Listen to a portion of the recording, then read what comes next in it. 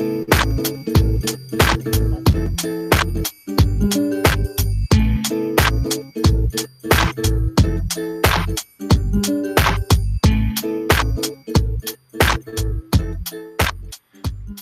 glorious sounds mean that Midway Radio is back. Carlos Gomez. This week, we're going to talk to someone, I don't know if this man ever sits down. He's just got so much talent, always working on stuff. You guys, let's welcome to the show. That's the wrong one. Rashid Hadee.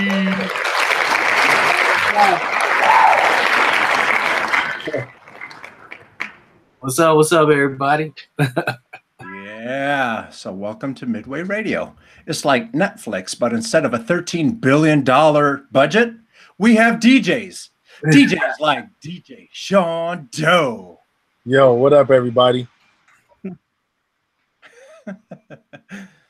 Oh, speaking of the budget, man, we got 278 Media himself, Mr. Ryan Brockmeyer. Yeah, budget. No budget. I was looking around and reading up on news and stuff, and I saw that Netflix had a $13 billion with a B dollar budget, and I was like, that'd be cool. Yeah, was that for Netflix? Yeah, for Netflix. Yeah. Yeah, I saw something that they want to add another like $2 billion in basically in debt to fund things. I mean, they're going nuts with they want programming. Speaking of Netflix nerding out right now, you saw what they did this week? I did. I did not catch up on season 2. So I thought everybody said it was good. It was kept getting better. Yeah. I'm assuming you're talking about Luke Cage. Yeah, Luke Cage, and Iron Fist. Like Iron Fist. Last week, I thought that was a while ago. That was a while ago, but still, the recent one is Luke Cage. And I totally got on, and I was like, "Oh, Netflix is trolling. They're gonna do Heroes for Hire next, and that's just what it is." And people are like, "Yeah, nah, nobody's watching Iron Fist." And nobody was watching that mess. Nobody was watching that. And the second season got worse. Yeah, well, it's good that Risky's not on because he begged to differ. Good job. I thought it got worse. I was like, "Oh, come on." All right. Well, yeah, that was just my Netflix spiel. Yeah. but we love Netflix over here, don't we, guys? Yes, we do. Yes, we do. Netflix, while you're buying everything, come on, help us. It's a documentary we heard in the middle of being made. Well, it's pretty fresh from our standpoint. We got crazy footage, son. We got crazy footage, son. Can I say though, Carlos, that you are always in a very energetic mood, and is that from the California sunshine? No, crack. Okay.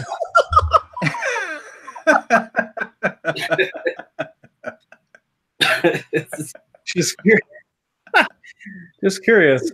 I feel like I'm just being real. I just wanted to segue that into I drove into a blizzard on Saturday. Anybody else get snow in the Chicago area? Because I drove into a great blizzard on 88 going by Naperville. Damn. Yeah, my brother. That's because you was on 88 over there by Naperville. Yeah. Anyway. That's what that was. No. It's clean living. I am not hooked on crack. Good job. I'm high on life. Just say no. Thank you, Nancy Reagan. Oh, yeah. Simple ass. Anyway, let's talk to someone else who's not hooked on crack.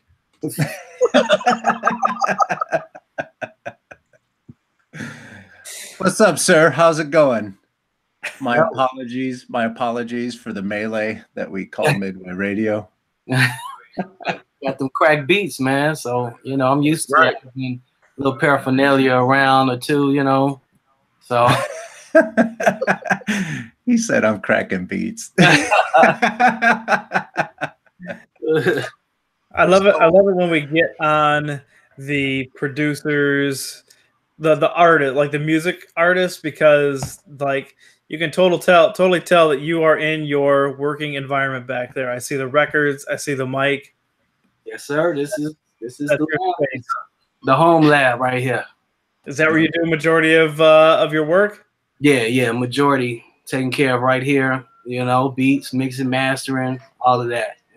Recording, everything right here. Yep. So I've known you forever. So I know that you are a producer. I know that you are an MC. The first time that I heard of you was I was reading a magazine. I forget what magazine it was. It wasn't The Source, but it was a magazine where you had a group, and Questlove bigged up this group. What group was that? Oh, that's Little Brother. Well, no. This was before. Like, this was a group that before I even knew who you were. You talking about 2003-ish time? Yep. And I want to say that was Little Brother, because Questlove was super big on Little Brother then, and I can't think of who else. I don't know. What groups were you in before that? Oh, my original group I was a part of is Chapter 13. Okay. So Chapter 13 is the group. Yeah. Questlove bigged up. Okay. Talk about Chapter 13 and how did that come about, and what that was. Yeah, Chapter 13 was a group of individuals. We was down in Jackson, Mississippi. This was before I came to Chicago. In high school, we started Chapter 13, and we kind of just like learned how to make beats. Me, my man Young Valentine, Skip Coon, and a host of other cats, like my man Peter Sweets, Joe Christmas. All of us was down south in Mississippi, and it kind of carried on into college at Jackson State while we were down there. So we started up the group. Me and Valentine was mainly making the beats and stuff like that, learning from each other. We was playing the Yamaha keyboards and pause sampling. I didn't even know it was called pause sampling. I just called it homemade sampling back then. I didn't even know it was a thing, but over the years I've run into other producers like, yeah, I started out looping up joints like that too. So we were pause sampling with the tapes. I'm sure it's probably some youngsters, probably wondering what that is, but you have two tapes. One is recording from the other one. You rewind the one you recorded from over and over again, Wow. and you just do that like 100 billion times, and you got a 5-minute long instrumental to rap over. Yep. So we were doing that drums with like a DR110 drum machine and drums from off the Yamaha keyboards and stuff like that, and recording it to tapes. But everything changed for us once we got into computers. Now I went to Jackson State for computer science, so I had access to the computer labs there at Jackson State, and I started messing around with the audio recorder on Windows. It's like just a regular audio recorder, but you can actually mix paste. It's like you copying one audio file and you mixing it with the other one, so you can actually mix paste with that. So I was like, okay, I can like literally copy a set of drums and paste it on top of another loop and save it. So started getting my ear for beats with that.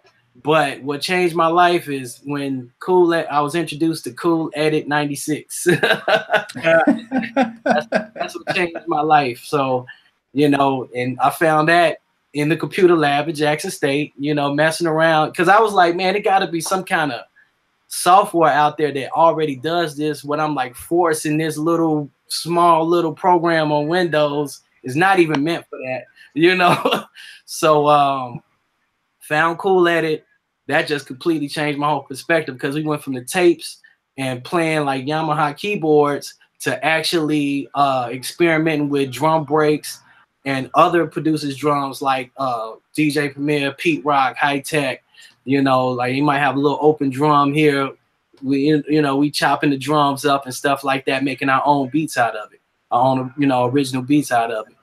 And, and that's how we kind of got our start with that, and then start making our name down there in Mississippi and start running into cats like DJ Scrap Dirty and David Banner, J Clip, DJ Cousin B, DJ B Dub, the whole Third Eye Entertainment. We got a part of that. I got a part of the Quicker Letters street team. Quicker Letters is David Banner and Kamikaze down there in Jackson, So I linked up with everybody, Third Eye Entertainment, the Quicker Letters street team, Isis and Horace, that's what we was called. That's how I kind of learned the game through David Banner with what he was doing, pushing Quicker Letters out. Because I didn't know nothing about that. I used to see Scrap getting like a lot of promotional materials from record labels and stuff like that, and we go around like sniping up posters and stuff like that. But the street team is what took it to another level. So we was out, sniping up posters, going to the record stores, to the open record store events and stuff like that they had for when the release of the Quicker Letters Gray Skies album came out, and featuring production with Gensu Dean on there and Andy Steve and David Banner, everybody, just super dope album. That's how I got a chance to run into Gensu Dean and all these cats down here in Mississippi. But that kind of just put my mind in the right path to which way I wanted to go. I always knew I had a passion for putting out music. I just didn't know how to do it. But seeing how David Banner and Kamikaze was working theirs, I took that once I got my opportunity to put together an album and just kind of transition that over to that. But we just made our name down there in Jackson with our DJ Fingerprint and all the dope cats down there, man. Basically the cats that was just running hip hop in Jackson, man. Old School Ice Gree and EP, ran into them at Jackson State, because of course they Jackson State alumni. Everybody Jackson State alumni. So this is how I met everybody at the foundation of my career right there at Jackson State. That's dope. Big ups Old School Ice Gree. For sure. Big ups David Banner, because not a lot of people know he's from here, born here. So big ups David Banner. Big ups DJ Scrap Dirty. We gonna get you on here. We gonna get you on here, you Violator All-Star DJ. We gonna get you, bro. West Side, we know where you from. Yes, sir. Yes, sir. Yeah, man, that was the cats that taught me the game, man. Scrap, all them cats, man. Everybody, Ice Gree, everybody kind of taught me the game, and I'm just trying to do my best to, keep the legacy going. That's actually a really good way to learn, about the game. Scrap has always been a genius. Ice Gree is a genius when it comes to like knowing what to do as far as marketing and knowing how to put stuff out there. So that's kind of a really good, like, solid foundation for learning, the game. So what was your next, like, when you came back home, what was your first release when you came back home? When I first came back home, I probably started releasing records around, I'd say 2004. And I had linked up with these cats online that wound up starting up Neblina Records. That was my first record deal. Neblina Records, my first and only record deal I've ever had. Actually, no, I've had a couple, but that's my main record deal I ever had. I met these cats online on the message boards and stuff like that, because this MySpace. This is pre-MySpace. This is pre blogging.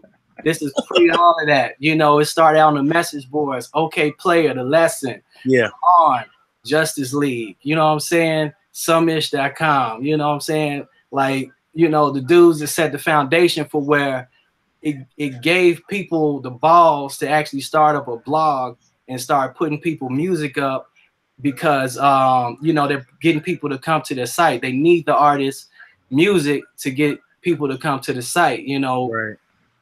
Of course, it came to another level. We'll get into that later, though. But, but yeah, man, this is message board times I'm talking about. The Lesson on OK Player and The Lawn on Justice League's website in particular, you know, which had like artists, you know, those message boards gave birth to artists like Tanya Morgan, Little Brother, of course, you know, Ninth Wonder Fonte, Big Pooh.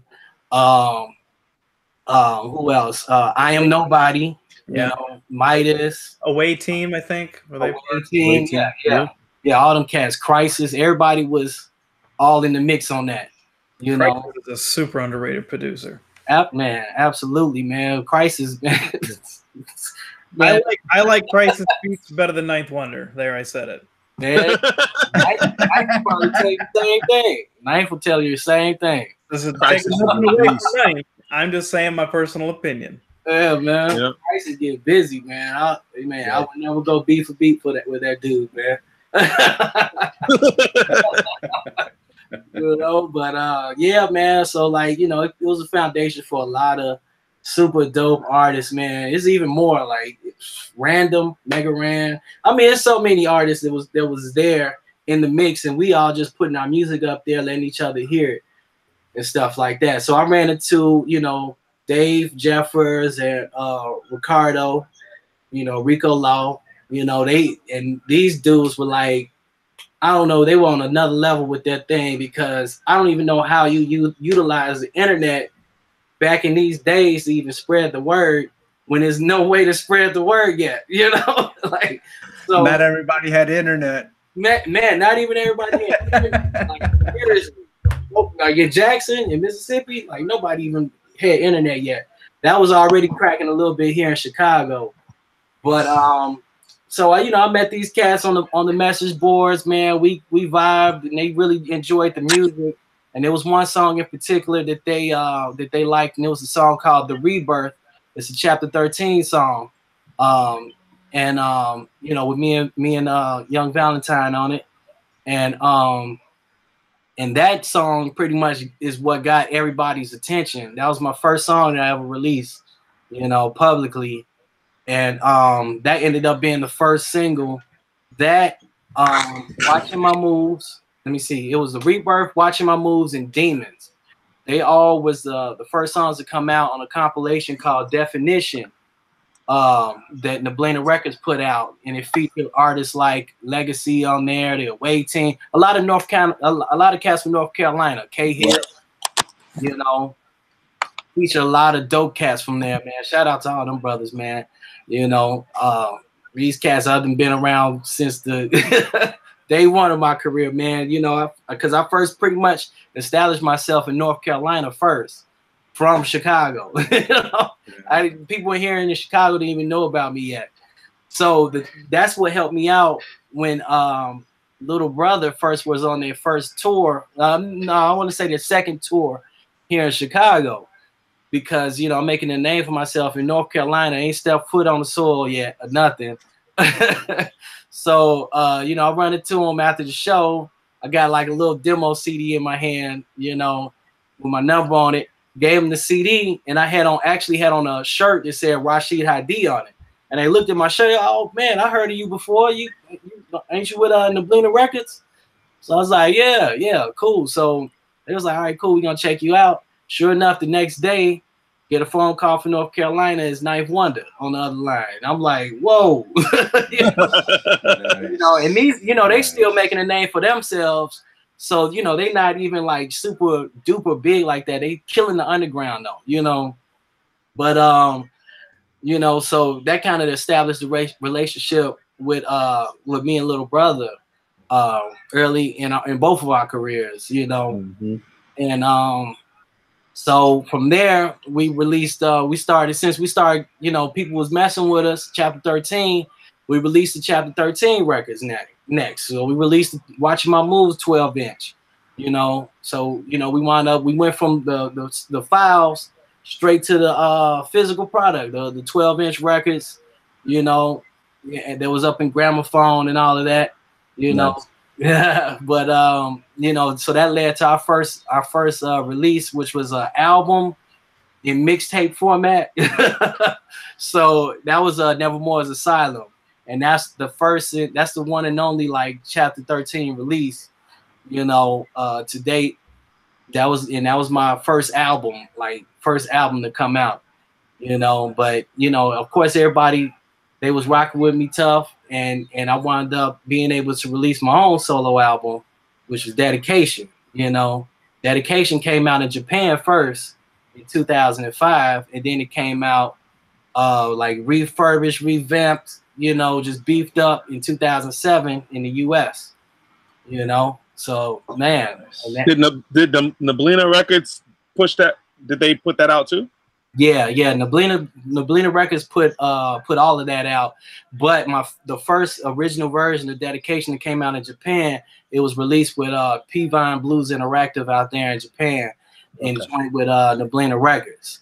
Okay. So it's like I did a full circle. I went from North Carolina to Japan, then back to Chicago. Finally, in 2006 and 2007, once I started getting in the mix with everybody out here, like Pugs Adams, Ice Green and everybody, we linked back up here in Chicago, I've just met them briefly in Jackson. We linked back up here in Chicago, started making records like all their mixtapes and stuff like that. The first mixtape I produced and mixed, 6 records on that. The whole second album, the whole second mixtape, I produced the whole thing. The whole third mixtape, I produced the whole thing. The third mixtape was all Rick James samples. Every beat I sampled Rick James on it, 20 songs on there, with them featuring, just everybody, entire city, super dope project, and a full 20-song album, solo Ice Green record, and all these little steps, the joint album with Pugs Adams, Stormy, working with artists like Speak Her, putting together their first EP and stuff like that. And man, a host of others from here in Chicago, but that kind of set the foundation. Working on those records right there is what helped me out in meeting like Sean Doe, early on and stuff like that. Yeah, sorry about that. That's what led us to do a whole gang of shows and all that stuff, Morris Land, Dark Room, US Beer Company, I miss these spots, man. I must say, man, I don't know what happened. We missing all the dope venues here in Chicago, man. That was a good time for us. The like 2003, 4, 5, like 2007. Mm-hmm. And what's crazy about that time is that a lot of the older cats wasn't into the hip hop scene then because they were doing other things, but the scene was still live. I mean, you had cats like Drunken Monkey, Neo, Ill Subliminals. It was just a gang of cats that was holding hip hop down here in like 2007. That but at the same time, technology is taking over, and the clubs are kind of like shunning away hip hop. So that's the reason why all these clubs don't exist anymore. Because in Wicker Park, I'm ashamed to say it's not what it was when hip hop was like super thriving in 2007. You know what I mean? So now the only place that you can go for hip hop in Chicago, or the only place that has been real for hip hop in Chicago, is Sub T. And it's like that's it. They closed the dark room down because it was too many hip hop. Like it was too much. Like if you ever went to a dark room event, it was so good. Like the place had a stage. It was always real. It was never like some super fake. Like it was always real hip hop, real music there. Yeah. And the neighborhood was kind of just like, oh, there are too many, like too much. It was too much color there. You know what I mean? Like it was too, and it was all colors. It wasn't like it was just one color, but it was just too much of it. So, okay, cool. We knocked that down. And these were the places that I would see you at. You know what I mean? I would see you at US Beer. I would see you at a Dark Room. I would see you at Lava Lounge. You know what I mean? Yeah. So, I just want to big up those places because it's really hard to get that nowadays. Big ups to Drunken Monkey and Illegit. For sure. For sure. All these cats that was rocking around the same time as you were. It's like I've been a fan. Like we're brothers, but I've been a fan since I read about the Chapter 13 movement in OK Player. Wow. That's why I read it. I read it at OK Player. And luckily enough, I was doing all this work around the city of Chicago. When you came back home, I was like, yeah, that dude's fresh. I already know he is. I was gonna talk about how. Yeah. Go ahead. No. Not to interrupt. I was just gonna say, like, I can't remember if that was my first introduction to Chapter 13 was reading that OK Player too, but somehow I came across that too, and it's like, yeah, this is dope. So it's that was my. It was big news though. Like, it was kind of like. You know, when you're looking for new music on sandboxautomatic.com and you have to read OK Player to figure out like, okay, cool. Like, I mean, like OK Player is legit at this time. Yeah. Like you can really go to OK Player and find out what's really good instead of like being like I don't like today. I don't know. Like, do you go to OK Player to figure out what's good? I mean, you know, but then. It was like, okay, cool. Let's go to OK Player. Chapter 13 is the shit. I think that was where if I'm remembering correctly, I think it was either like I know it's on OK Player, but I think Questlove wrote about it. I remember he said something about it before. I want to say it was on either OK Player or it might have just been online floating around somewhere like MySpace or something. Well. You know, if Questlove said, and then one of these dudes is from the crib, I'm like, I gotta get this. And it's crazy because I remember like what you were just talking about before about, you know, being hooked up with that whole North Carolina scene. And it's dope because on my end, I was working, I was doing promo for Little Brother. I was doing promo for Cesar Comanche. I was doing promo for people that was in that camp. So it just came full circle when I went to a Little Brother show and there's a song produced by my boy Rashid Hadee. Yeah. Probably one of the best Little Brother songs ever created. Please talk about how that came about. Yeah. So lead-in. Yeah, so okay, you know, like me and Fontaine would talk on AOL Instant Messenger a lot, and I send him beats like through there and stuff like that. And you know, like I remember first time I sent them some beats was they were doing the separate but equal DJ drama mixtape, and I sent them some beats for that, but they wound up not using none of those. So maybe like the next year, he was like, man, hit me with some more beats. What's up? You know, so I sent him some beats and like the most simplest beat in the batch, they probably took me all but 10 minutes to make. They wound up picking that. And that was the song called Dreams on the Get Back album. Yep. You know, that song has probably been rapped on like by every up and coming artist out there. Like somebody is collecting royalties off of it. It ain't got nothing to do with the song right now, like on YouTube. You know, I'm like, come on, man. But yeah, man, like, but it's like it's so lost in like the instrumental is so mixed up everywhere. Like everybody from like Styles P to man, like all kind of people that put this record on their mixtape, the beat and the rapped over it and stuff like that over the years and stuff, man. So now that out of like all the records, like the dope records that they got, like you know what I'm saying, Can't Stop, Won't Stop, Yes, I Love It. You know, all those, like they got video for that record. Out of all those records, that song got the most views on YouTube out of that. Like, I'm like, that's crazy, man, because everybody thirsty for the beat. But man, I appreciate, every time I appreciate it, of course, man, because you know it feel good. People just showing love to the record, but you know, a lot of people, they still don't know. They probably think Ninth Wonder did that beat. So here's the thing about that beat. So I know that you made Dreams, but this is when they did this song. This is around the time that Ninth Wonder's not around the group, right?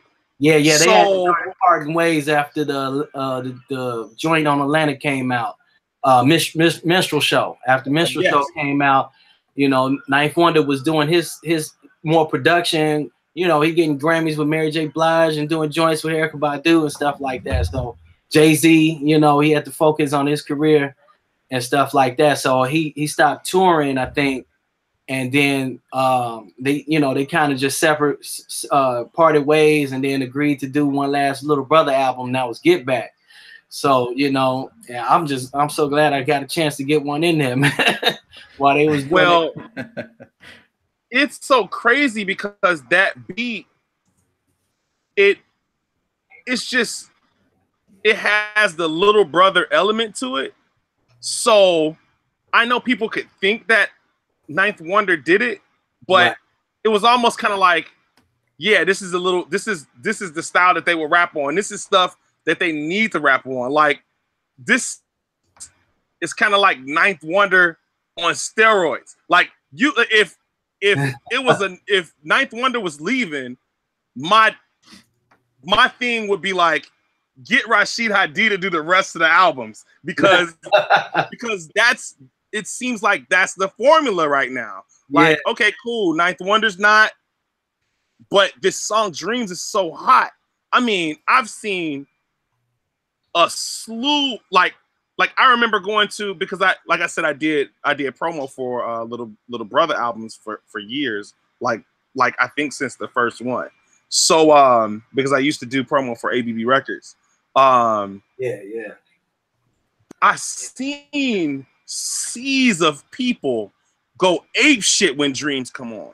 Yes. It's crazy. I mean, if they wanted to do another Little Brother album, why not get the dude who made the song that go? Well, you know, I'm still like, I hope Fonte and Big Pooh, like, I don't know what their thing is, but it just seems like a good fit. Like, you know, all right, Ninth Wonder's doing, you know, some things, but I know Rashid Hadee is still killing it on these beats out here. Like, I've been listening to this Fillmore Green stuff you've been. Yes. And I know now I didn't flip to the Future, but brother Phil is benevolent. How did you link up with him? Man, I linked up with Fillmore through my man Jeff the Illis, JDI, and we was working on JDI's record here at my crib, man. And he brought Fillmore through. We did a song. It was Fillmore, Lennon of Project Mayhem, and Crystal Lejeune on that record. And big ups Project Mayhem. Yes. The record's so crazy. I mean, the record came out so nuts. And I was just vibing with Fillmore. The dude got bars, man. So we didn't link right up right then. We wound up running into each other. I want to say we was at Sub T on some open mic type of stuff with like Shadow Master there and Dirty. And matter of fact, it was for Visuals joint. He had there, and he had like me, Saba. This was before everybody was up on him, and just a whole bunch of dope MCs, and Fillmore was another one there. So we wound up running into each other that night. We was like, man, we got to get up and do another joint again, man, because that joint came out nasty, man. So, man, we started recording like, and Fillmore's the type of dude, if he hear a beat he already got a whole entire song in his head. And this, like, it'll happen over and over again. Every time we throw a beat out, I'll be like, oh, okay, I got something for that. Is the mic plugged up? You gonna rap? I'm like, you gonna rap right now? You was about to leave. Yeah. Let me lay it down. He go in there for like 10 minutes and knock out a whole song, break out. I'm like, man, but that's the perfect type of MC to hang with somebody like me, because once I'm cranking out beats, like, I got like it's always been said by a lot of people around me that, man, Hadee got like thousands of beats, and it's not an exaggeration. I literally have like thousands of unused beats, from over the years. Like, it's still records that I made in like 2001 is still coming out. Like on my album Oral Sex, it was one song on there. I made that beat originally in 2001. That album came out in 2012. And like, that's what I'm saying. It's still beats from back then. There's like, because I was doing some type of stuff that people still do now versus the type of beats that was everybody was hearing back then. Like some Dipset type of stuff, or some like Clips type of beats, or like Pump It Up, Joe Budden type of, Just Blaze type of beats. I was making something a little bit different, and that's what kind of made me a little bit like my sound compatible with the same type of sound Knife Wonder has. Yeah. And Ill Mind and all them cats like that in that type of lane, because I don't know, it's just a certain sound, I guess. So it's still beats from back then. They're still coming out. like it's crazy. Like the Little Brother beat, the song came out in 2007. I think I made that beat in 2005, Right. Like, it's still so you got a beat that people still in 2018 is making, underground songs over, SoundCloud raps over from 2005. You know what I'm saying? I'm surprised they didn't do the Dream Challenge. Like, that's gonna happen. Yeah, that would have been dope, man. I really was looking forward to them to do a video for that joint, man, because it got such a great response. But it is what it is, man. I just appreciate seeing the crowds go crazy, man, when the joint come on. It's like, it's a good feeling, man. Yeah, it has to be. Yeah.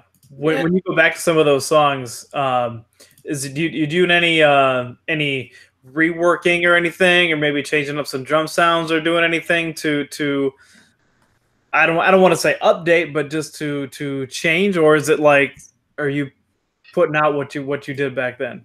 Yeah, for the most part, only thing I would do is I usually do is mix it a little bit better. Sure. Now that I done got my golden ears and stuff like that from school, because I went to I took a brief hiatus between like 2014 up until about 2017, and I was in school. I went to school for audio technology at SAE, and graduated that. Didn't have enough, I wanted more, so I wound up going for music business right after that. Same school, got two degrees back to back. Wasn't even expecting that, but now that I have a well-trained I go back to those beats now, play those beats. I've been playing a lot of those beats at like the beat shows we doing with Beat Lo-Fi Social that we did like all last year. We did that run. And just different beat shows we've been doing. I'll just play like some stuff from back then. People don't even know that it's like, oh, I make this beat in 2003, or whatever. That's tough. Yeah, man. There's an album that I have to give you props for, and I want to ask you about the creation of it. There's an album that you did. You sampled Kanye. Yeah. So this was the 808, the 808s and Heartbreaks joint. Yeah. So I'm gonna tell you this. There are two reasons why I like 808s and Heartbreaks by Kanye. The first reason, well, not in this order. I'm gonna say it out of order, but I guess the second reason would be Daryl Stewart, which is his name is DK, and he's a huge Kanye fan as far as music, and so he's like, yo, you got to listen to this album, this 808s and Heartbreaks, it's the shit. You have to listen to it, and I'm like, I don't want to listen to that auto-tune shit. And, you know, just being you know, we had a lot of hip hop going on then too. So I was just being naive at one point in time, like not like trying to diss auto-tune, but I hadn't heard the album yet. But then I heard your flip of it, and I was like, this shit is magnificent. Like he just took the album that I probably would have never listened. Well, I would have listened to it because it's Kanye, but I wasn't trying to listen to it. And you sampled it and made the shit sound hip hop as fuck, and then rapped over it. And this is amazing. Like, so now I have to listen to this 808s and Heartbreaks. And I like 808s and Heartbreaks, but I like it because of your version, your flip of it, and also Daryl Decay. Yeah. Because he forced it on me at Best Buy one day. But talk about that. I remember around that time, man, nobody liked that album. Nobody. Everybody. Nobody liked it. Nobody liked it. Nobody liked it. No, I didn't really like it at first, but I was hearing some things in there. Like, I'm listening to the album, I'm like, you know, it's different, you know. But I was like, I could make dope beats off of this. You know, I'm like, I literally can sample every song on here, and I think I might have been in a conversation with somebody, and they was like, man, you should do that, you know. And I was like, okay, that's interesting. So over the course of one weekend, I ended up sampling every song on the album, making a beat out of it. You know, like, so you know, some of those beats I went back and reworked, you know, but like the main idea for that project was put together in like 3 days. And but you know, I sat with it over the months and, you know, crafted the songs and all of that. And you know, try to come with some dope concepts and you know, dope takes on these beats and just do Kanye's, you know, brainchild some justice, because I didn't, you know, I didn't want to, you know, discredit his artwork. And like, okay, my artwork is better than yours, ha ha ha. No, it wasn't nothing like that. It was just me. I just heard something and just got creative with it. And plus, I saw how people, you know, just didn't like it. So I was like, I could make something that what they wanted to hear, you know, at the time, you know, because that was like far ahead. Even though that album, we wouldn't even like, Drake wouldn't even have his sound if it wasn't for that album. Mm-hmm. You know, I wouldn't be a Kid Cudi without that album, you know. Without that album, those artists just wouldn't have translated right, you know. Yeah. It was just that nostalgic feeling that related back to 808s and Heartbreak, that people had the familiar ear, you know. It's like, I heard it, you know, it's like I heard this somewhere before type feeling. But they, of course, they was bringing something different, you know, to the table as well. But man, you know, so realize he just said that 808s and Heartbreaks birthed Kid Cudi and Drake. All right, keep going. Absolutely. I'll tell you that. No, there's nowhere around that. There's nowhere around that. So Far Gone.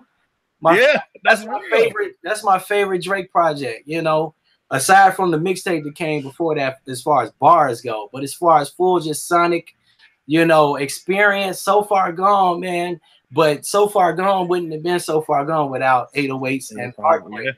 You know, but I just heard the sound and I knew it was something there as far as beat making, as far as chopping, as far as looping and flipping, sample.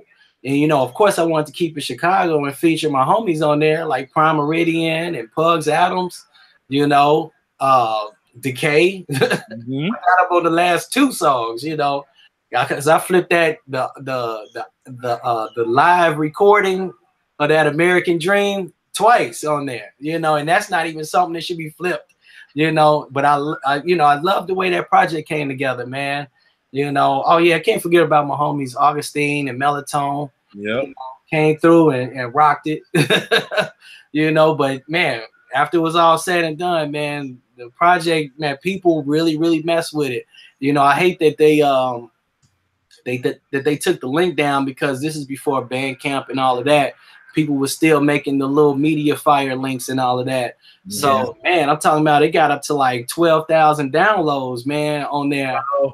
You know, and people weren't even doing numbers like that, you know what I'm saying? You know, at all, off of anything. You know, and you know, the link that was getting hit so much they wound up taking it down. You know, but yeah, man. But man, that was a cool experience, man. Because I remember I had the internet on fire, man. Even Not Right had to show some love. And Not Right don't show love to nobody.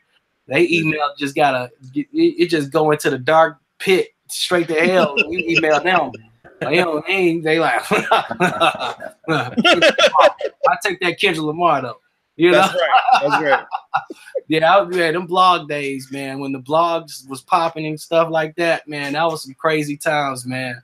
But it gave birth to like our culture in Chicago right now. Like, you know, if it weren't for Andrew Barber, Bayshore Drive, man, we wouldn't know who Chief Keef is. You know what I'm saying? That's real. A lot of people, YP, you know, YP was buzzing on Bayshore Drive originally, you know. We all was sending our music, Prime Meridian, you know, me, Rashid Hadee, you know, everybody, Pugs.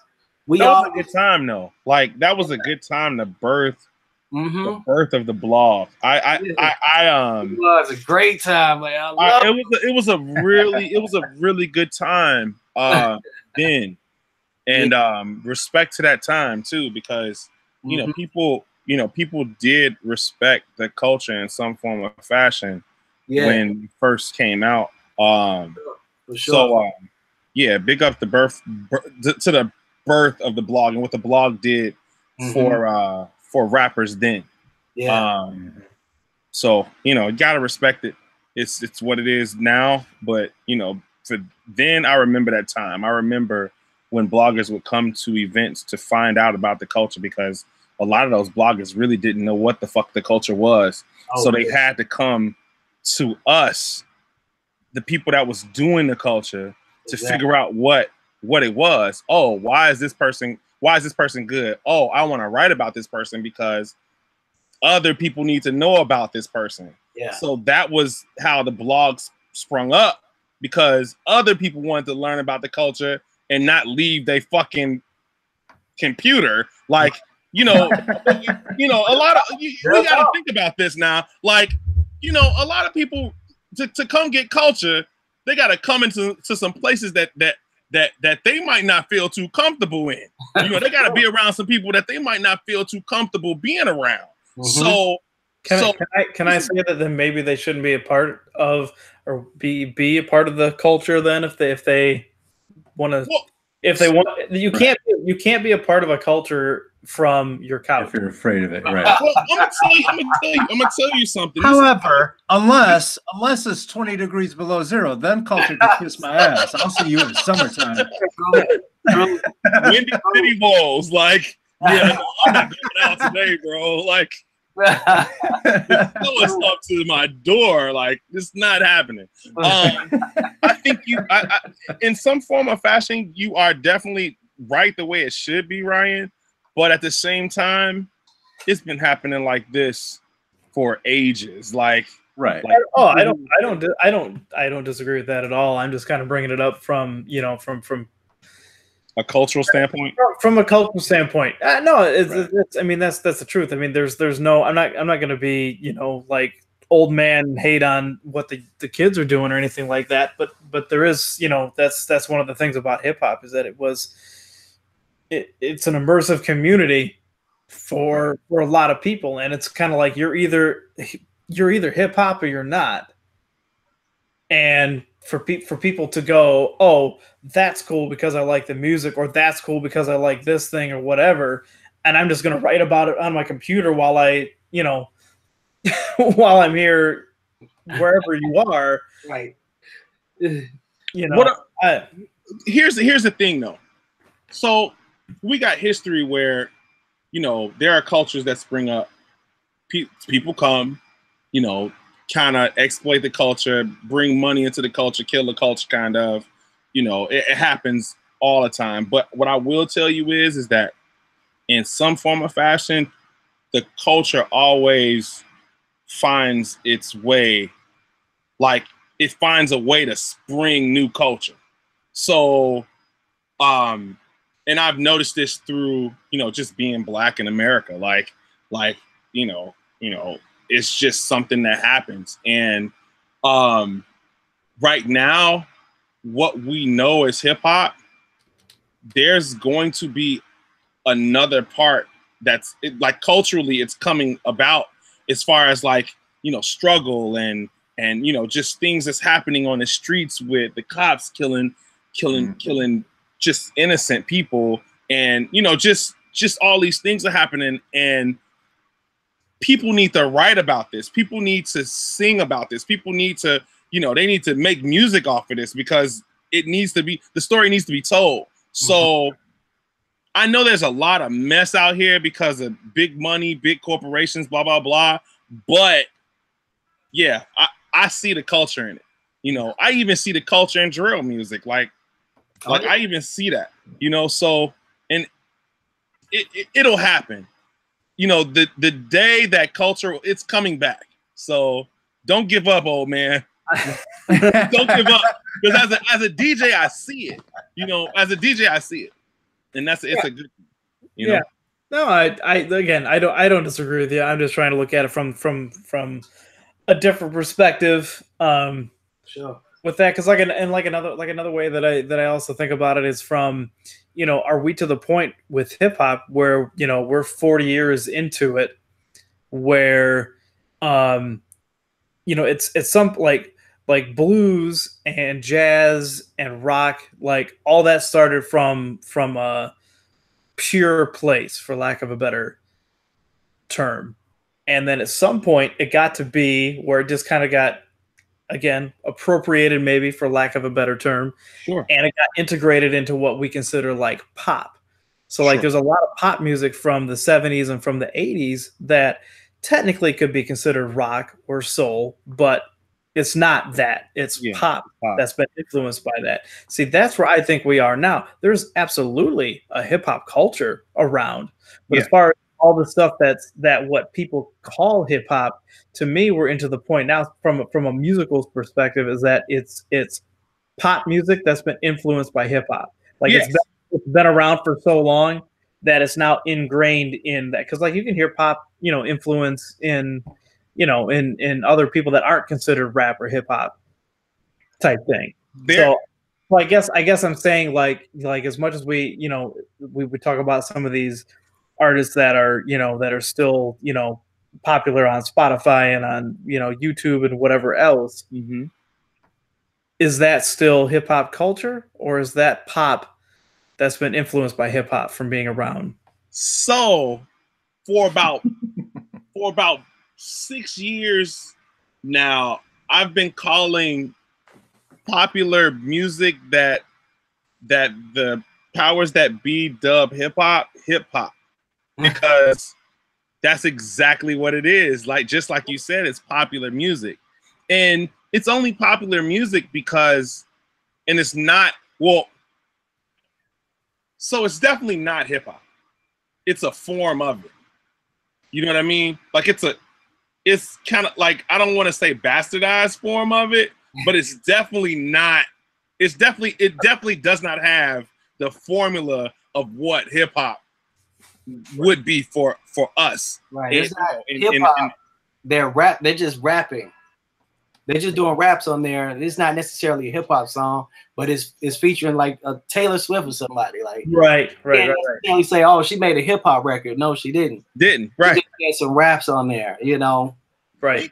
But you know why that is? Like, we don't control what we call hip hop. Like there has to be somebody there to tell them like, yo, this is not hip hop, and they respect it enough to not call it hip hop. And that's the reason why we got these kids out here not even rapping, but they're categorizing it as hip hop. Mm-hmm. It's not even like, do you like, kids don't even know that singing on a record, like singing on a hip hop record, would be considered R&B. Why are you doing that? Like you remember the De La Soul joints, like the R&B rapping bullshit, like nobody wants you to sing. But now like what they're doing is maybe rhyming some words, but then all of it's not rhyming because they don't have to. And then there's a song in the background. They, kids, they call themselves rock stars, but they, but they rapping. It's all confused because when Big Money came in and saw that hip hop wasn't going nowhere, they was like, look, we can't have the Brand Nubians popping these charts. You know what I'm saying? We can't have Fight the Power at #1 on these radio stations. We can't do that. So what we gonna do is we gonna tell y'all what the rap about, right? And give y'all this money, right? Destroy your culture, because that's exactly what they did. They destroyed it. Yeah. Now we got this, what we're calling hip hop, or what they're calling hip hop. And the old people are like, no, that's not hip hop. And the young people are like, oh, we just want to have fun. I'm a rock star. Because that's their thing. They're like, oh, we just want to have fun. Leave us alone. Right. So. But you kind of almost like kind of contradicted yourself there when you're like, there needs to be somebody to tell them what is what. The people that are that they would listen to for that are the people that don't give a shit and want to exploit it and make. Right. And unfortunately that's what's happening, right? So the folks that started making all the money doing the original hip hop, there's a couple of them that stuck around, right? But we don't have the people with the ultimate money, right? They don't want people to know what's happening in the streets.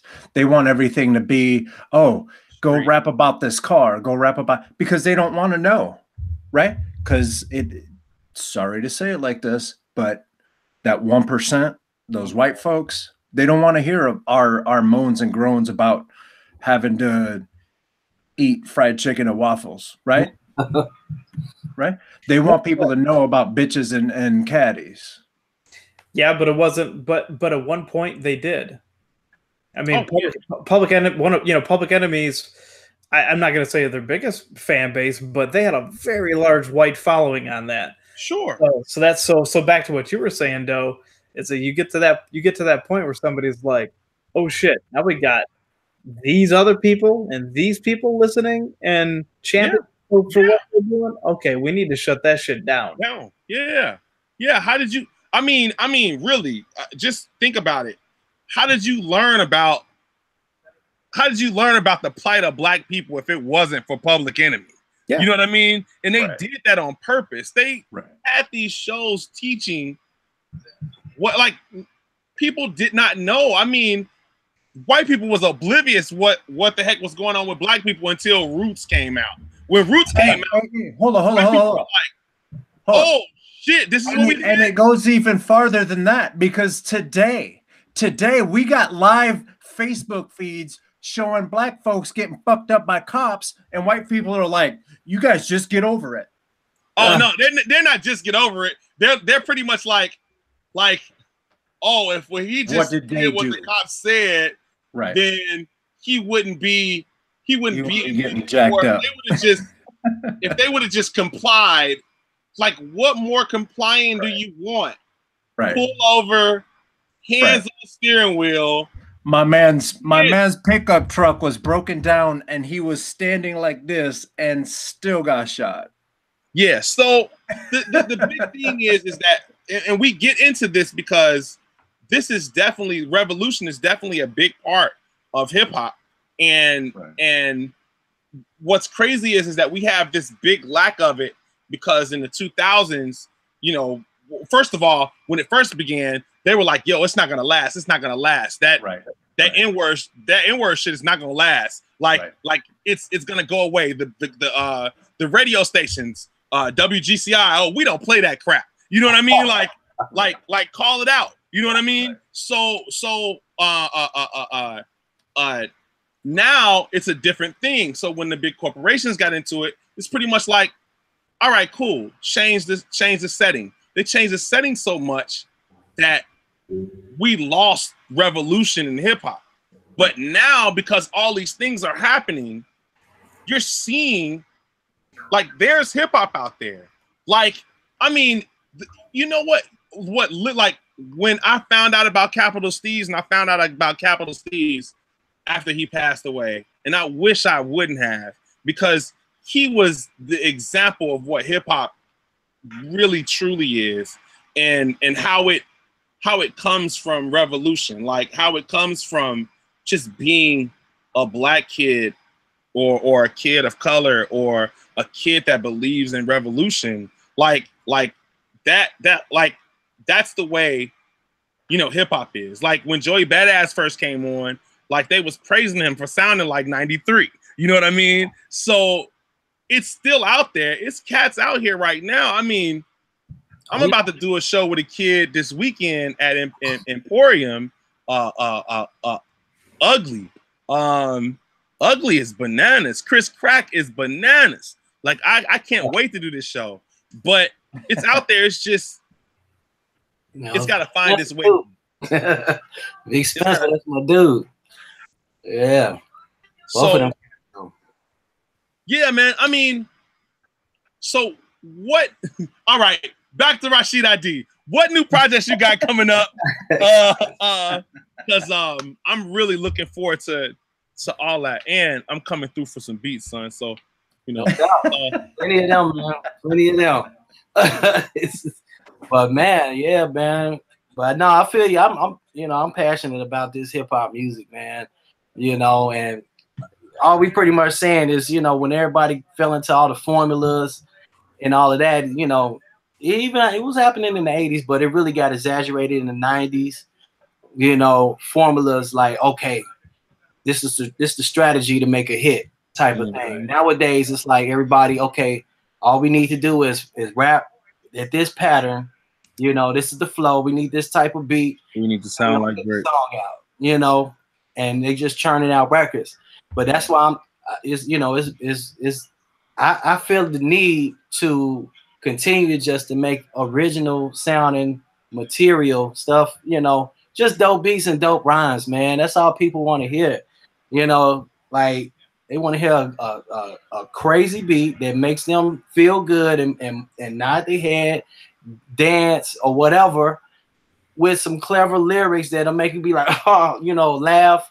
Oh, yeah, you know, like that's missing. That what he said, you know, like there's a couple cats out there, you know, of course, you know, Vic Spencer, Conway. Yeah. I really mess with Conway tough. He be having me like, oh, what did he just say? A couple times, Rock Mars, and you know, it's cats out there, but man, overall, like on a mainstream perspective, you're not gonna hear it. You're not gonna get no oohs and ahs off of lyrics because everybody's going off of formula. So you know, that's just segueing into the new projects that have coming. You know, not formula based music, of course.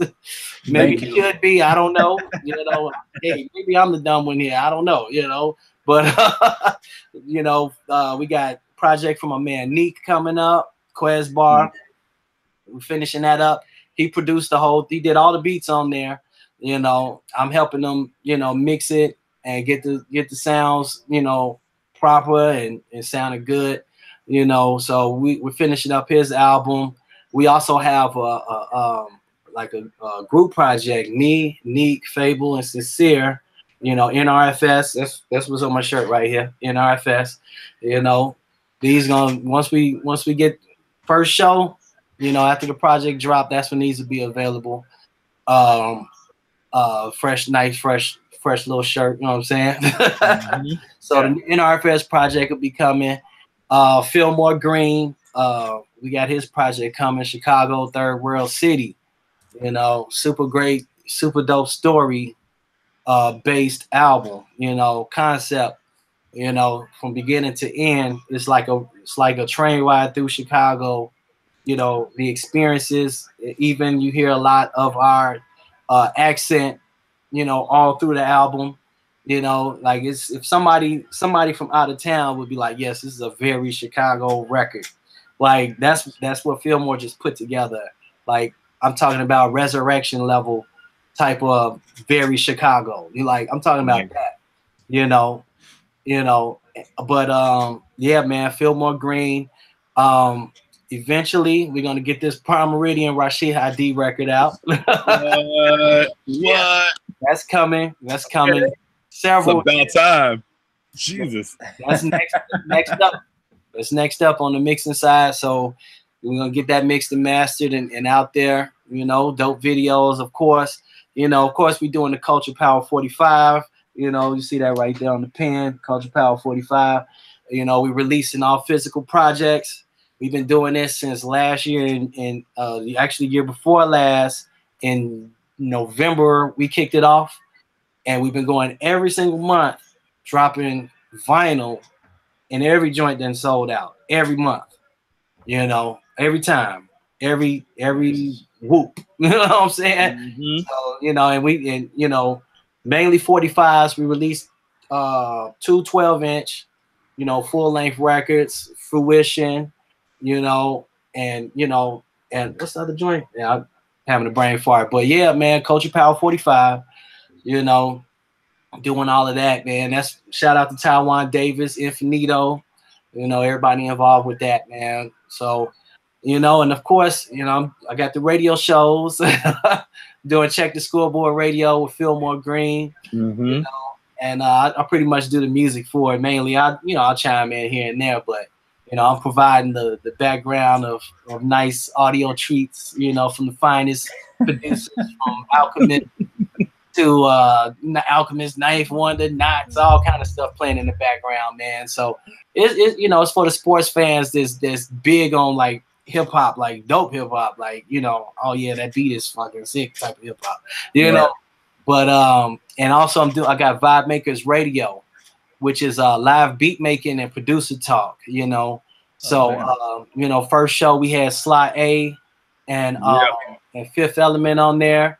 And I had Brother Gift on the show, you know, and you know, next one coming up this month, we got Ty Hill on deck and Il Brown, you know, probably other special guests too coming through. But yeah, man, that's every final Sunday of the month on in both shows. You can hear them on Q4 Radio, www.q4.org. Vibe Makers is also it's streaming on Q4, and it's also broadcasting on FM 98.3 FM in Chicago. So if you can't get by a computer, you just got a radio there, and it's 10 o'clock p.m. on a Sunday night. Go ahead and tune in. Yeah, and check the scoreboard. It's Sunday as well, weekly, 3 p.m. to 5 p.m. You know, doing that. You know, I'm doing the mixing and mastering, of course. You know, earlier this year we put out Cam B's project, 7 Steps to 7. Yo, they're about to have a vinyl release for that, right? Yes, sir. Yes, sir. Yeah. Vinyl's coming. Yeah, man. And you know, that was my first time mixing a project of, you know, I'm used to working with hip hop, man. You know, drums, samples, and raps, but you know, Cam B brought the horn sections in, Sam Trump on the horns, and you know, all kind of dope vocalists, man. And you know, it's a crazy project, man. Crazy project. Highly suggest people check that out. But you know, that kind of kicked off the year right there, that project. And you know, man, we just working it out, man. I got a couple other joints on deck, you know, working on, you know. I think Dot about to put out this project soon. I'm about to start working on that and getting that out. Dot and Slade. That's funny. Yeah, man. And who else? Taylor Armand. You know, we working on her project as well. Yeah. You know, getting that mixed up. So you know, I'm kind of dibbling in a little bit of everything. You know, we got the Beat Lo-Fi social events going. where, you know, we playing beats, dope beats live on stage, you know, tweaking it all out. And, you know, it's DJ style, man. You know, we got a DJ style. It's not like a beat battle or you know, somebody standing up there with a CD player. Hey, play track 4 for me. All right, go to 7 next. Like, no, it's more DJ based, you know. Yeah. So, you know, it's the type of event we could have like Pete Rock come through on Serato playing beats, you know, instead of playing somebody else's songs, you know, type of thing. You know what I'm saying? When he goes around DJing and DJ Premier goes around DJing and spinning and they playing everybody else stuff, instead of doing that, they could be playing their own beats, you know, and people will go crazy if Premier played the instrumental for Unbelievable or something like that. It's unbelievable. You know what I'm saying? So that's the kind of platform we putting together, man.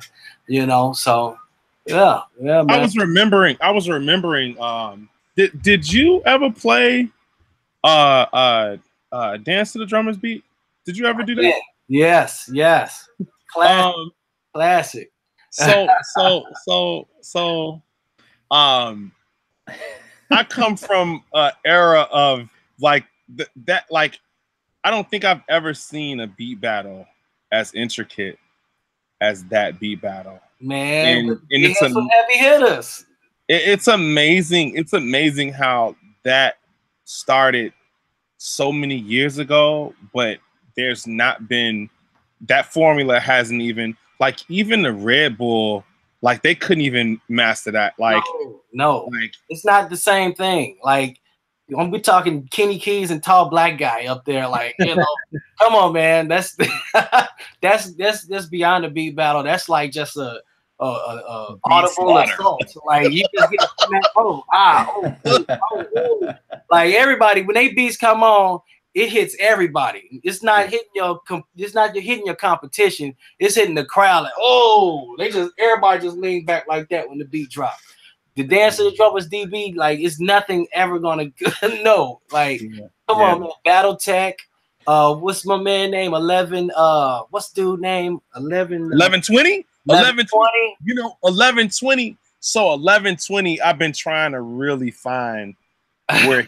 Like, I haven't seen him in years, and that was my brother, man. So the only person I know that has a link with 1120 is Low Tech, because I think they're cousins. And also Wood Harris. So we need to get Wood Harris on this show. We need to get 1120. We need to get Low Tech. And there's a lot of people we need to get. But we are happy to have gotten Rashid Hadee finally. I'm so happy to be on here. I need to sit down with the full with the cameras to get it for Midway. Yeah, you got to get down. Yeah. Carlos. No. Is it that time?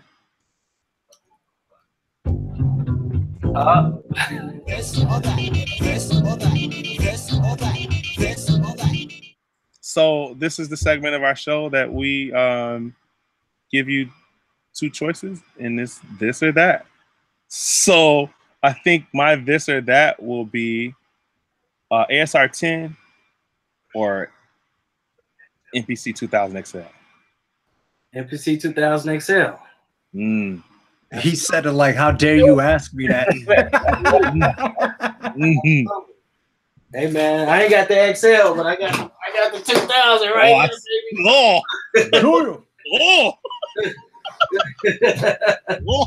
You know?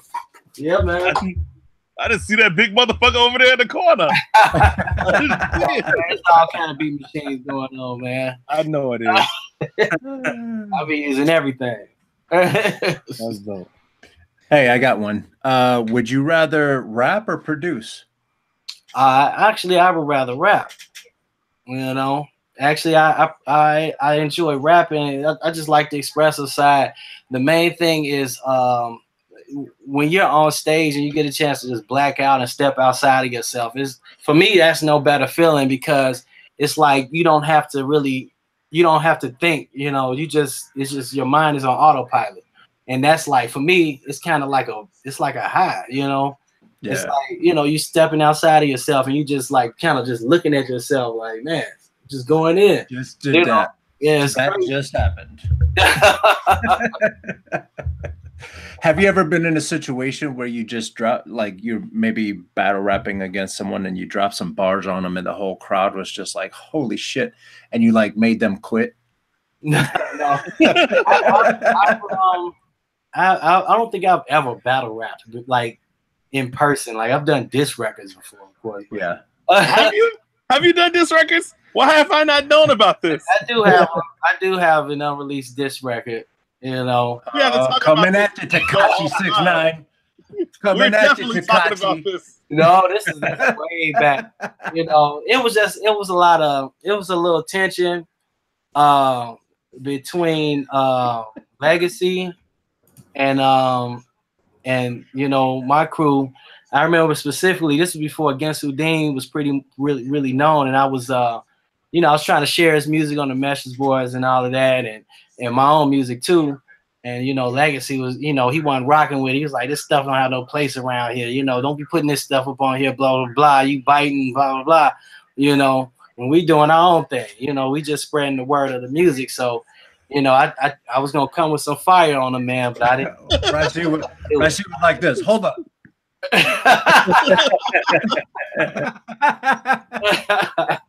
I was gonna blaze him, man, but I was. Yo, he lucky that never came out. On some old Drake Kanye shit. Kanye, you lucky. Dude told me not to release that shit because it was about to be on. Hey, that's pretty much what it was too, man. The label, you know, Nablina did, you know, like they all from North Carolina, man, and we all want to keep it peace. So they don't know I'm a dude from the West Side, man. I'm from L. Right. Man, I don't, you know, right. you don't know At all. No. God, you know, like, no. I, at the end of the day, I still was raised a certain way around certain people, and you know, the tolerance level can only be, you know, you're gonna meet it real quick. We have short fuses on the West Side, you know, we have short fuses, man, and you know, it's gonna come out if you poking at somebody and you pushing them for it to come out. It's gonna come out, man. You know, and you know, a lot of people that's from out of town, they don't understand that. It's kind of like an unspoken code here in Chicago, on the South Side, West Side, whatever side. You know, if you got the code built into you, you got it. You know, and we all know it, and we know where, you know, we know where to draw the line at. But a lot of people don't. Like you can't really, because you know, just making a statement like that is stopping people, you know, from messing with my music or kind of judging me a certain way. So that's why I wanted to come out. But I was like, nah, I ain't gonna do that. You know, at the end of the day, we all trying to get our music out there. We all underground. You know, smoke. He ain't want that smoke.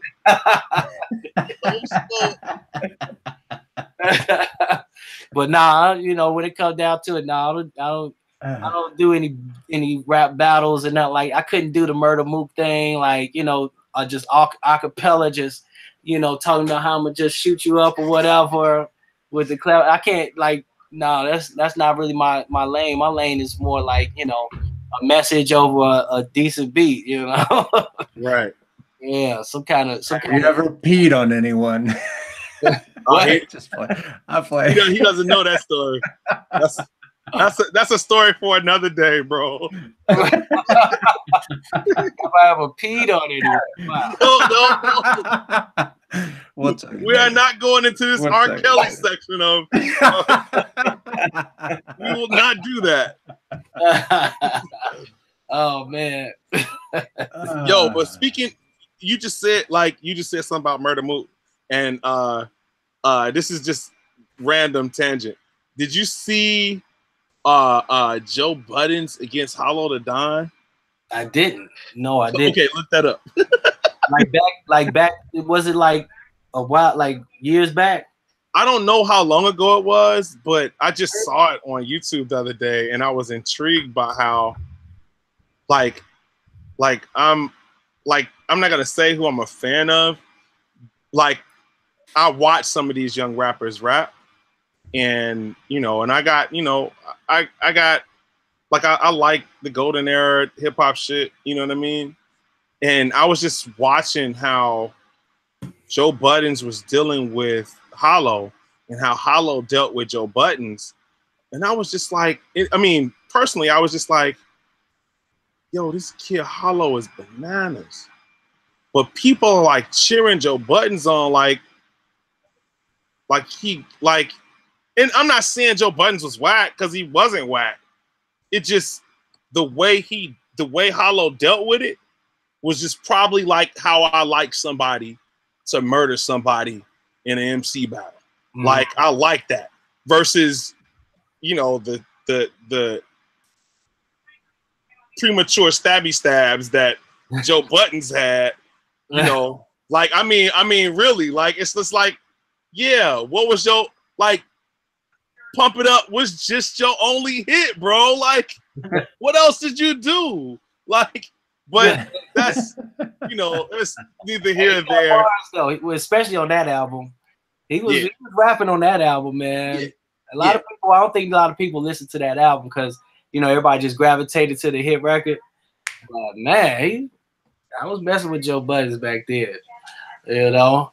Yeah, man. Like I love that battle rap stuff, man. I'll be watching that every now and then, you know, surfing around on YouTube. I think the last one I watched was Murder Mook and what's dude? Man, I forgot dude's name, man. It's pretty fun though, man. Like I like how he's from St. Louis. I can't think of his name. He's from St. Louis though. But yeah, I think that's the last one. I don't watch him all the time, but I'm into that stuff. Like I grew up listening to, like, you know, Cannabis and Eminem, you know, when they was really like popping off on Sandbox Automatic and Hip Hop Site and stuff like that. Yeah, man. You know, we was on the internet doing key styles and stuff like that.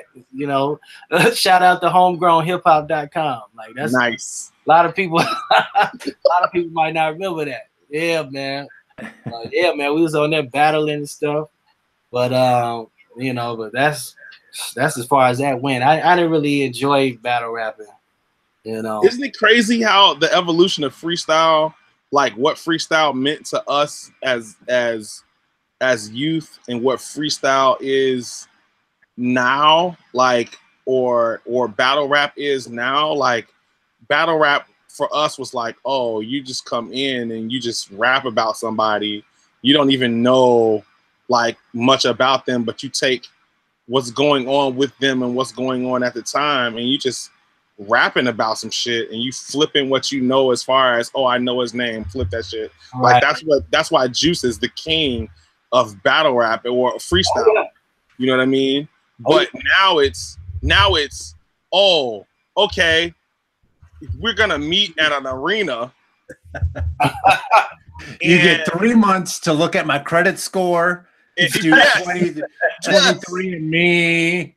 Like, I'm on your LinkedIn because now I need to find out every job you didn't fail at, bro. I'm looking at your Instagram because I'm about to go holla at your 9th grade girlfriend to see it, like, in the like, it's different for what I'm used to, but it's like just putting it in its own, like, in its own corner. It's dope. Like what these kids do and the way they memorize it. And like, I'm a super fan of like people like Marv One, like for him being from the culture and being able to do like legit freestyling, but then be able to flip this 2018 shit and just kill a kid that deserves to be killed because he needs to understand where this shit comes from. Like I really appreciate that shit. So yeah, no, I just wanted to say that because, you know, as an old man, I think even the new shit is dope as fuck. So yeah. Oh yeah, man, it's hilarious, man. Like the battle raps be hilarious, man. Like I don't know how you can think of so many different ways of telling somebody I'm going to shoot you, right. and you're gonna like it, you know. Like it's so many, like it's a million different ways to say that and comparisons to use, man, and just I'll be cracking up, man. Hey, did you guys see the one where Loaded Lux came out and he had all his boys carrying out a casket? Yeah, but you see how Loaded Lux got served. Loaded Lux got like Loaded Lux is dope, but he like I think that's my favorite one to watch. And the dude from Detroit was killing it until they came out with that Instagram where dude was like, there was no girls in the pool and it was skinny dipping in the pool. He didn't like explain this. Like you can see him in the background, like there were girls in the pool with us. Like and everybody like, bro, like you guys are super naked in a pool together with just dudes. What the fuck happened? So I mean, that's the genius of this new freestyle shit, like, or this new battle rap shit. Like, they do research. Like, when did research was one thing for us in freestyling or MCing, because in the golden era, we were mastering, and I think. This is okay. Conspiracy theory time with Sean Doe. So, wait, we need a theme song for this.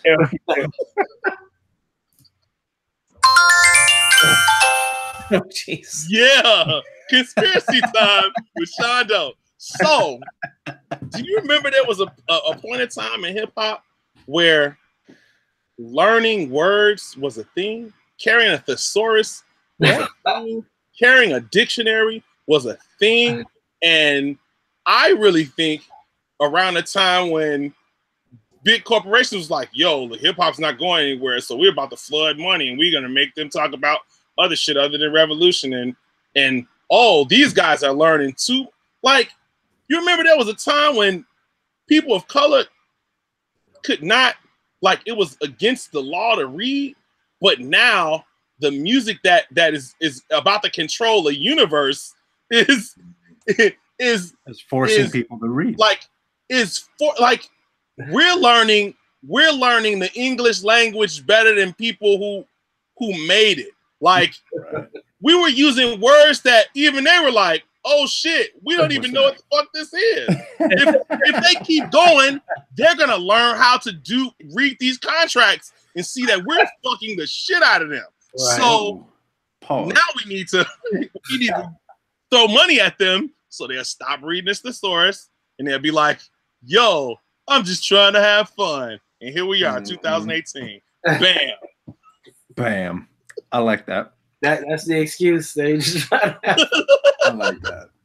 Oh, all right. I think we've had a lot of fun tonight. This is a good show.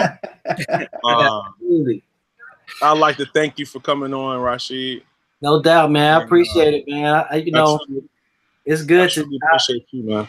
I don't get a chance to let people really hear my backstory. I don't really get a chance to talk about it, So, man, it's cool, man. It's a good thing we know some folks that are doing a documentary that are going to have you there. Awesome. Totally for it. I've been hearing about it for years, man. My man Scrap Dirty be telling me about it. You don't have to say it like that. You don't have to say like years. I don't know how long it's been. It's been a minute. No, it's been years. Yeah. We've been hearing about it for years too. Yeah, man. But I know it's gonna be dope and it's much needed. It's much needed, man. That's what we're here for. Like, man, it was good seeing. I remember I watched SP's interview the other day, man. It was super dope, man. Because I didn't really know like a lot of his backstory neither,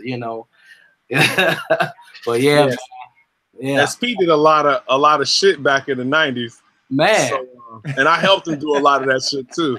Yeah, like, I'm almost ashamed of that shit, but that's what we did as kids, man. We See, I didn't know y'all. I didn't know y'all was out there with those tag crews too, man. Shit, we was kings on the South Side at one point in time. It's crazy because, man, that's pretty much how I got into hip hop is through graffiti. You did graffiti too? Yes, I originally started out doing graffiti in high school, and I was going to Steinmetz, you know, and it was crews out that way, like a couple cats from J4F, and a couple cats from like different crews like DSI, and, you know, man, ZA crew. What did you write? No, I used to write Chess One, you know, and I used to write. I wrote Oval for a little while too, OVEL. And, but I went from Oval to Chess One, which was my first rap name. It turned out to be one of my first rap names. And you know, with Chapter 13, then I became Rashid Hadee in 2003. And yeah, man, we basically was just tagging on the CTA and stuff like that. And I got caught 3 times. And on CTA, it's a felony getting caught. So yeah, I know. Basically, after my 3rd time, it was either go to the Audi home or you can't be within Chicago city limits. So that's when I went to Mississippi, and I lived there from then on, you know, until I came back, you know. But that's how I ended up getting kicked out of Chicago and having to go to Jackson. That's crazy. What crew were you with? I was with ZA crew. I was with BIA. I was with another crew called, what was it? Oh, I can't even, man, it's been so long, man. Yeah, no, that's dope. That's a good thing to know. Yeah, man. So when we do your official interview, you know, we know like we got to get that pop. Yeah, man. Yeah, that's why I got started out, man, doing graffiti, and people walking up to you like, you ain't hip hop, and like it's the biggest insult in the world, and you have to prove yourself. You know, like it was a really big thing to be like if somebody say you're not hip hop, that's fighting words. Like period. You know, that was fighting words then. You know, everybody. How hard it was to be hip hop on the West Side though? Like it was hard. It was kind of hard to be hip hop on the West Side of Chicago because you stood out. You stood out like a sore thumb. I mean, the only reason why I did graffiti was because I lived on the West Side, but I was going to school out south. So I had to ride the train from Austin to 87th Street. Wow. Every day. Wow. So what? I mean, what? As a shorty, that's crazy. Yeah. But I had that time to kill. I was hip hop. What else was I gonna do? Right. Like more time to get up. You know. And I was in ROTC, so I was on the train when the train started. So yeah, man, it was going down. Me too. I was on there. I was in ROTC as well in high school. Same deal. Like I was up at 4 a.m. getting ready for school. I had to go all the way to Stein. I'm on the West Side. I'm on Washington and Laramie. I was going to Steinmetz. Steinmetz is all the way by Belmont and Narragansett. You know. And you know, all the cats out there, they into graffiti and stuff like that and breakdancing. Like that was the main thing. You had a couple MCs there, you know, that you know, like this dude named Logic, man, he used to go hard. Not the Logic that's out now, but I don't know, maybe that is dude. I don't even know. It's such a small world. The world gets smaller every day. You never know. That's the same dude. But yeah, man, he used to go crazy. He used to go crazy, man. And, you know, I got into his crew, and that was ZA crew, Zany Artists, you know. And that was the last crew I was in before I got caught that last time. And they wound up, in order for it to get off of my record, I had to, or either go to the Audi home, you know, I had to go to Mississippi. Crazy. I'm glad that that's bananas. You survived that, because that's probably around the time of Mayor Daley's graffiti blasters. Like a lot of people don't even know about that too. Like they were really trying to bust down on graffiti artists. They had like their own their own teams. Like they researched us.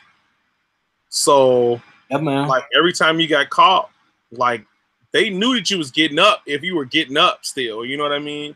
Under the same name. So absolutely. Yeah. That's we got a lot of talking to do. We got a lot of talking to do. Ryan, did you have a this or that? I think so. No, Like 45 minutes ago.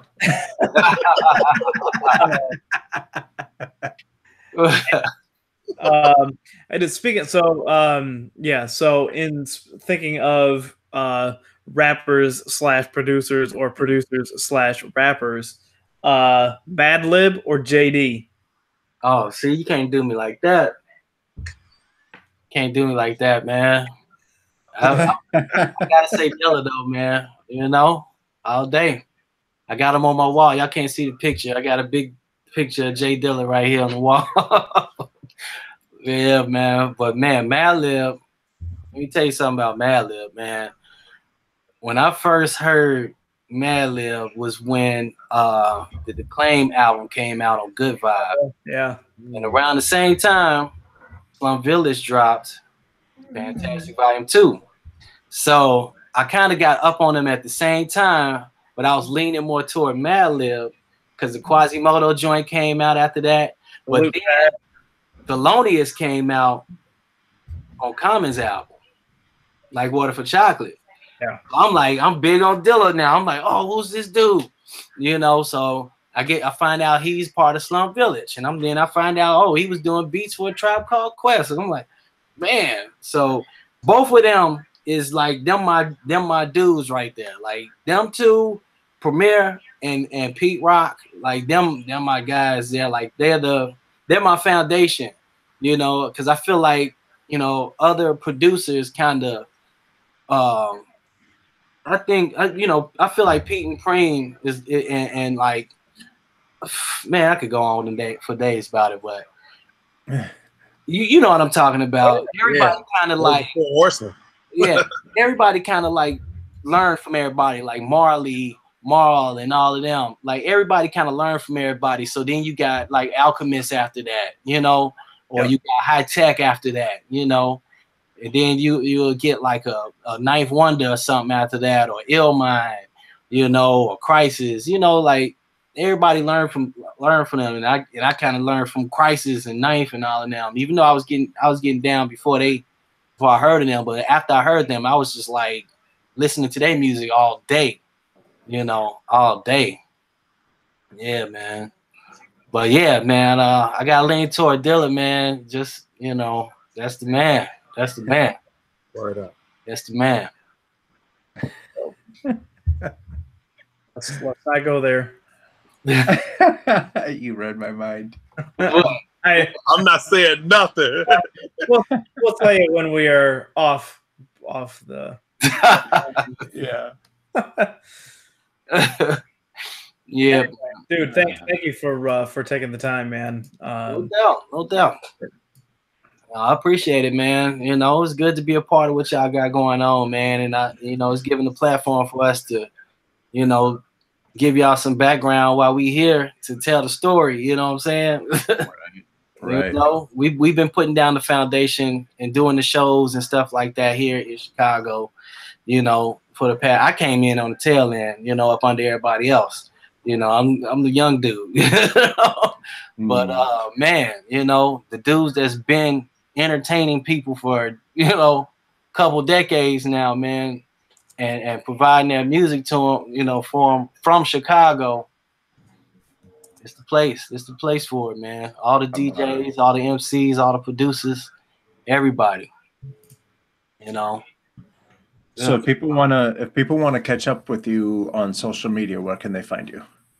You can find me at Rashid Hadee on everything. You know, Instagram is my preferred weapon of choice. So, you know, everything I got gonna direct you back to Instagram. But I'm on all of it, you know, Facebook, Twitter, whatever, you know, SoundCloud. You know, and you know, of course, MySpace. I got my MySpace page. I updated it like 6 years ago. But nobody on there. It looked like a hurt girl. Like MySpace.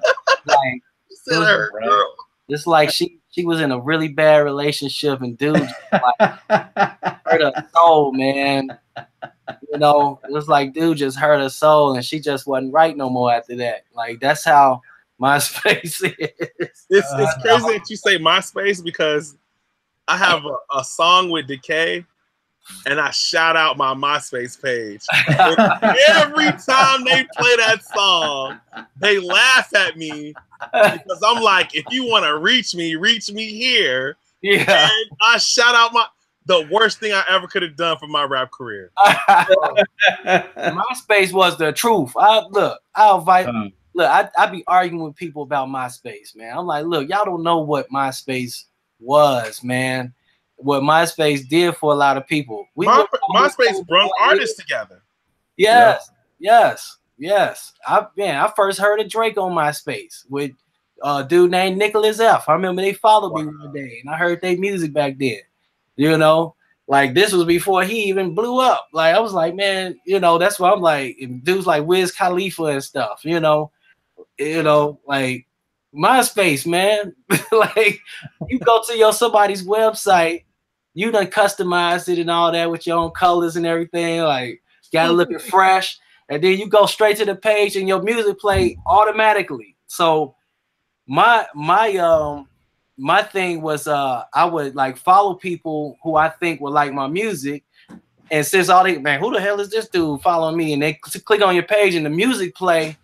You got 10 seconds. You got 10 seconds to catch somebody here. And I, and that's what helped me out, on MySpace and start meeting people through there, And then once Dreams dropped, it was like, the world just fell in my hands after that, Like, man, that's awesome. And Dedication that dropped like 2 months before that, So, man, MySpace did me very, very, very well.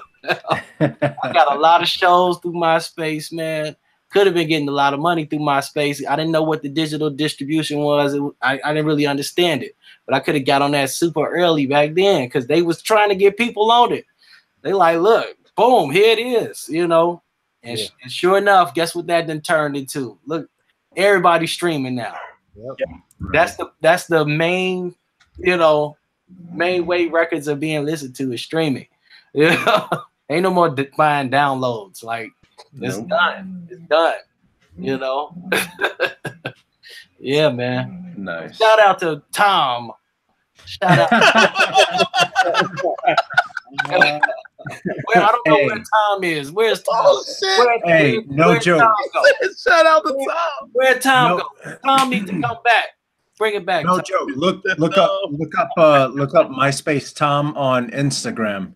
Yeah. He took all his MySpace money and became a hell of a photographer. Oh, for man, my man's got skills. Look him up on Instagram. You think I'm kidding? Man. All he does is travel with hot ladies taking pictures. That's all he does. Man, Tom, they better be happy. Right. Don't feel sorry for Tom. Yeah, Tom is man. He a nice guy, man, because he should be looking for this publishing out of everybody's pocket. Like, I can hit y'all up like Bandcamp be doing. Give me that 15%.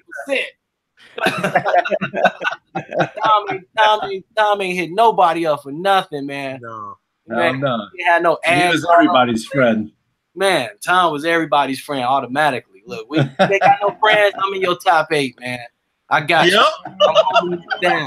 Put your music up, man. I ain't gonna put no ad in front of it, man. Put your music up, man. It's all good. Let people download it if they want to, man. Get 1 million plays. I don't care, man. Like Tom was the truth, man. Shout out to Tom, man. Man, shout out to Tom, man.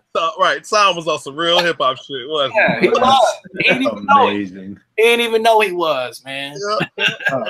Where the hell is Tom, man? He should be getting a percentage of Soldier Boy. Actually, hold on. Let's see where Tom is right now. I'm gonna go ahead and give you. While I do this, hey Sean. Hey Sean, if people are looking for you online, where can they find you? They can find me at DJ SEANDOE on the Instagrams and Twitters, and you can find me under my name, Rasan Shondo Hawkins, on Facebook. This week I got a slew of shows, pretty good, but one. Yeah, what do you got going on?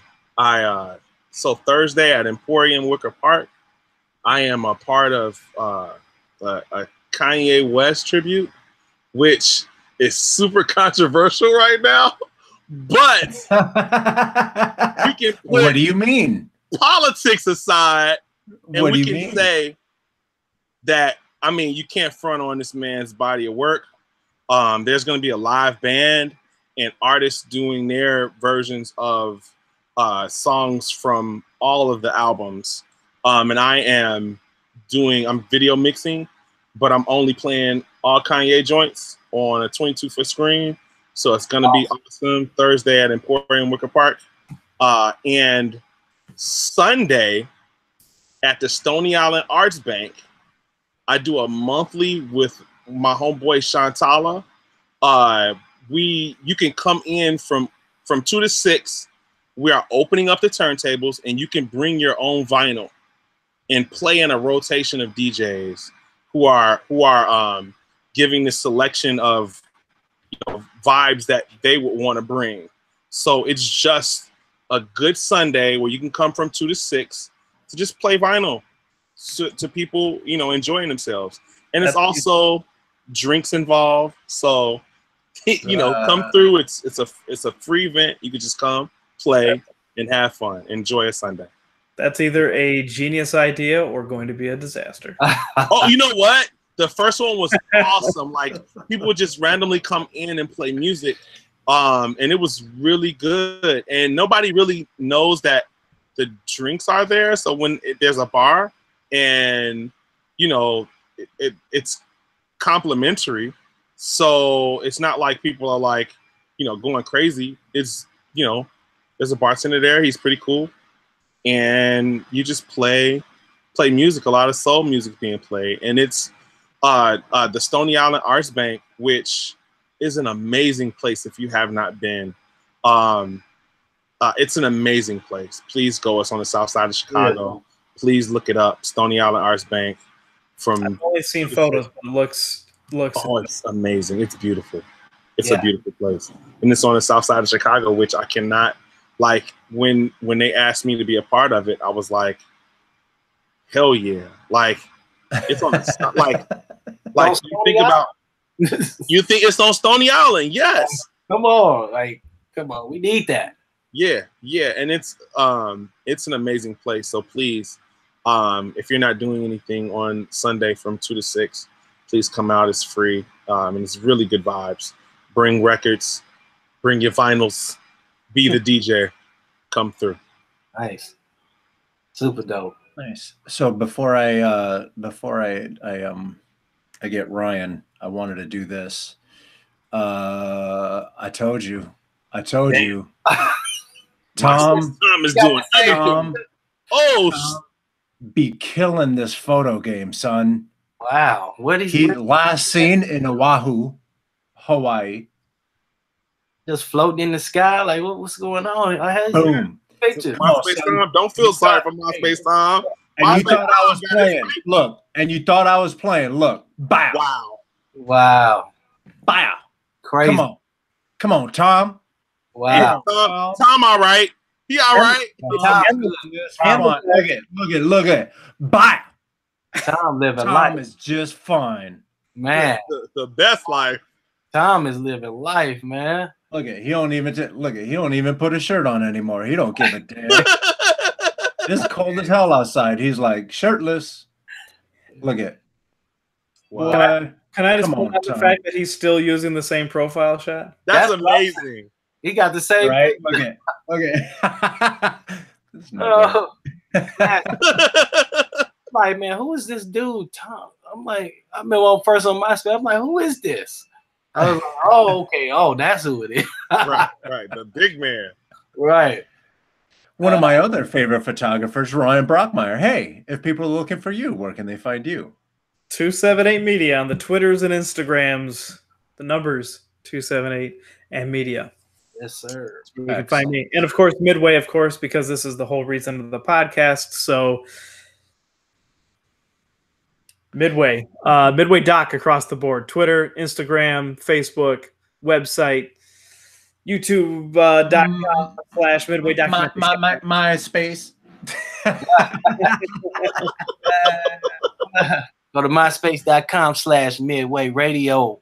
And you will see nothing. See, now we have to run and go get that.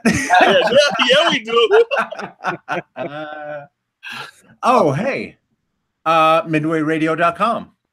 You can follow that. And you have, this is what, episode 46 or 7? It's right around up there, yeah. 47, episode 47. So we got 46 of these other mugs out here floating about. Go ahead and get that in there. And just like we do, I'm gonna go ahead and throw this up there. Nice. Wow. For sure. Oh, man. So I'll be posting that on Instagram, instagram.com/coconutjustice, coconutjustice.com, Coconut Justice everywhere else. And we're gonna do something with these drawings too to promote from it. Like we've been trying to fit because there's a nice collection of them. So we got to figure out something really dope. Roughly 47 of them. Yeah. So I'm not gonna say everybody's done. I got. That's dope, man. That's dope, man. I'll get that over to you too. Man, super dope. Yes, super tight, man. Got to make sure that we're friends on Facebook. Anyway, for now, I think that's it. Next week, we'll see you guys on Monday. We try to do these Mondays, 6 o'clock Chicago time. Or, 8 o'clock Chicago time. Sean Dizzle, our guest for next week is DJ Precise. Oh, every moment crew, folks. Yeah. Nice. Yes, sir. Oh, and before we forget, shout out to our brother Bangs God, DJ Risky Business. His album drops on the 30th. He said The 30th. Yeah. A week from tomorrow. So he'll be big up in it next week's show. What kind of album is this? It's dope. It's a dope. It's real short. It's very influenced by a lot of down tempo stuff. Portishead, Massive Attack. There's a vocalist on it. It's super dope, and he's doing CDs and vinyl and a limited edition vinyl as well. So yeah, Oh man, I'm looking forward to hearing it. Yeah, it's Oh, pretty yeah. sick. Yeah, I can't sit in the car without having that album play. man. Hey, that says a lot. Yeah, yeah. that's a dope ass album. All right. So we'll see you guys next week around 8 o'clock Chicago time. And yeah. Before we go, I just want to big up the life of Timbuktu. His birthday was yesterday, and go out to Timbuktu Tuesdays at Beauty Bar tomorrow, and it's going to be a slew of dope DJs remembering the life of our brother Timbuktu. So Man, he looked out for everybody, man. yeah, Everybody. He played my joints on the radio when I ain't, had nobody to play them. He played out of everybody. Timbuktu is playing. I'm talking about playing everything too, everything that dropped. yeah, Tim was that dude. So, Yeah, man. I never did even get a chance to meet him. yeah, But man, he looked out. He looked out for everybody I know too. yeah. For sure. All right, everybody. Have a good week. Yes. Peace. Peace.